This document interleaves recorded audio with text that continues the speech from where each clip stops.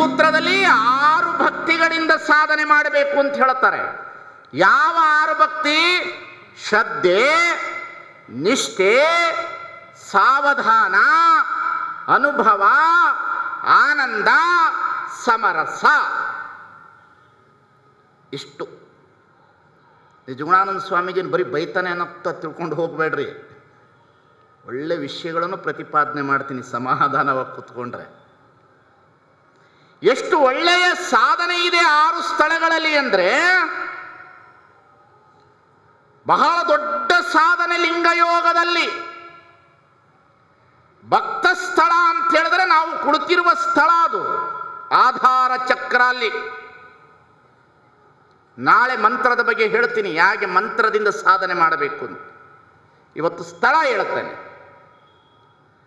ಈ ಸ್ಥಳದಲ್ಲಿ ಆಧಾರ ಚಕ್ರದಲ್ಲಿ ನಾವು ಹಿಡಿದುಕೊಂಡು ಸ್ವಾಧಿಷ್ಠಾನ ಚಕ್ರ, ಆಧಾರ ಚಕ್ರ ಅಂದರೆ ಗುದದ್ವಾರ, ಸ್ವಾಧಿಷ್ಠಾನ ಚಕ್ರ ಅಂದರೆ ಈ ಸ್ಥಳ, ಆಧಾರ ಸ್ವಾಧಿಷ್ಠಾನ. ಮಣಿಪೂರಕ ಚಕ್ರ ಅಂದರೆ ಹೊಕ್ಕಳು, ಅನಾಹತ ಚಕ್ರ ಅಂದರೆ ಎದೆ, ವಿಶುದ್ಧಿ ಚಕ್ರ ಅಂದರೆ ಕಂಠ,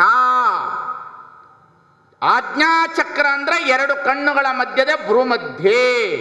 6 ಚಕ್ರಗಳು. ಇದನ್ನು ಮೀರಿ 3 ಚಕ್ರಗಳು, ಪಶ್ಚಿಮ ಚಕ್ರ, ಪೂರ್ವ ಚಕ್ರ ಮತ್ತು ಸಹಸ್ರದಳ ಅನ್ನತಕ್ಕಂಥದ್ದು ಬೇರೆ, ಅದು ಯೋಗಿಗಳಿಗೆ. ನಿಮಗೆ ಈ 6 ಚಕ್ರ ಸಾಕು.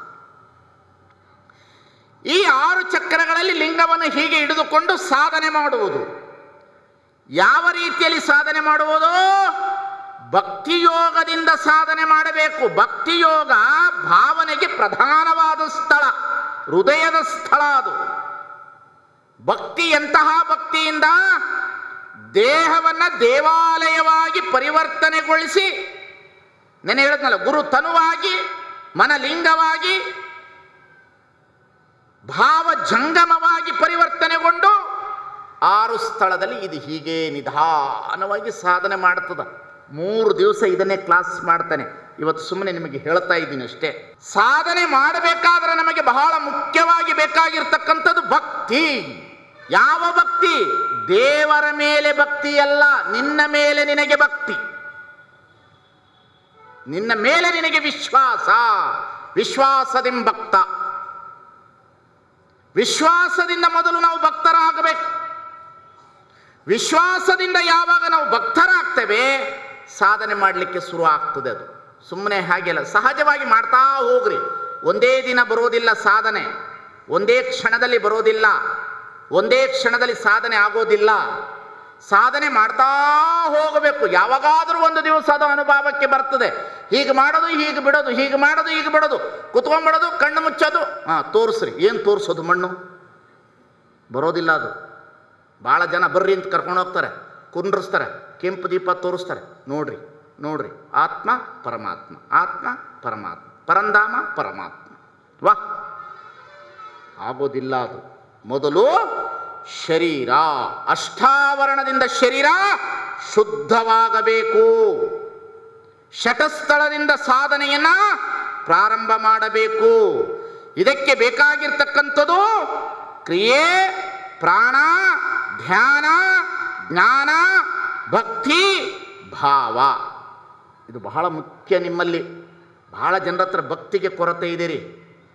ಭಕ್ತಿಗೆ, ಮೂಢ ಭಕ್ತಿಗೇನು ಕೊರತೆ ಇಲ್ಲ. ಮೂಢ ಭಕ್ತಿಗೆ, ಹೇರಲ್ಪಟ್ಟ ಭಕ್ತಿಗೇನು ಕೊರತೆ ಇಲ್ಲ. ಮೂಢ ಭಕ್ತಿ ತುಂಬಿ ತುಳುಕ್ತದೆ. ವಿಚಾರದಿಂದ ಭಕ್ತಿ ಬರಬೇಕು. ಭಕ್ತಿಯೊಳಗೂ ಭಿನ್ನಾಭಿಪ್ರಾಯ ಇದೆ.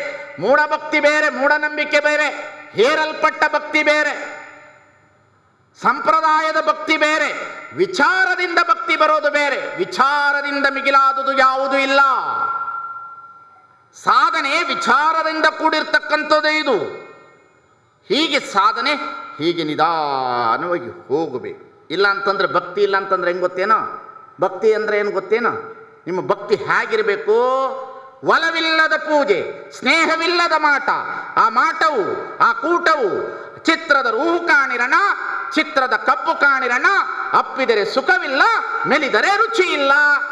ಕಬ್ಬಿನ ಚಿತ್ರ ಬಹಳ ಚೆನ್ನಾಗದ. ಚಿತ್ರ ನೋಡಿ ಕಬ್ಬು ಚೆನ್ನಾಗಿದೆ ಅಂತ ಹೇಳಿದ್ರೆ ಹೆಂಗ ನಡೀತದ? ಕಬ್ಬು ಮುರ್ಕೊಂಡು ತಿನ್ನಕ್ಕೂ ಬರೋದಿಲ್ಲ, ಸವಿನೂ ಇರೋದಿಲ್ಲ. ಹಂಗ ನಿಮ್ಮ ಭಕ್ತಿ ಚಿತ್ರದ ರೂಹೋ ಆಗಬಾರ್ದು. ನೀವೇ ಕಬ್ಬಾಗಬೇಕು. ರಾಜ್ಯ ಪ್ರತ್ಯಕ್ಷತಾ ದೇವತಾ ಅಂತ ಹೇಳ್ತಾರೆ.